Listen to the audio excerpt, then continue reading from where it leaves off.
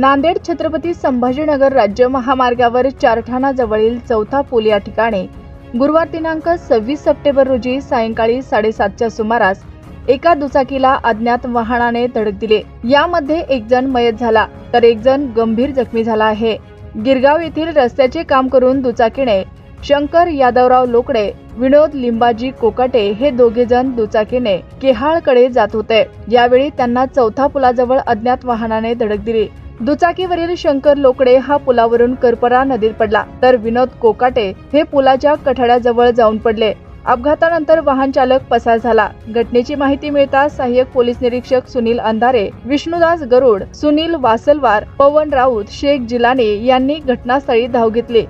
जखमी विनोद कोकाटे याला रुग्णवाहिकेच्या साहाय्याने रुग्णालयात दाखल करण्यात आले। शंकर लोकडे याचा पुलाखाली शोध घेण्यात आला, मात्र ते मिळून आले नाही। त्यानंतर नदीपात्रात शोध मोहीम राबवली असता रात्री 10च्या सुमारास शंकर लोकडे यांचा मृतदेह मिळून आला। जिंतूर येथील शासकीय रुग्णालयात शवविच्छेदन करण्यात आले। या प्रकरणी अज्ञात वाहन चालकावर चारठाणा पोलीस ठाण्यात गुन्हा दाखल करण्यात आला आहे।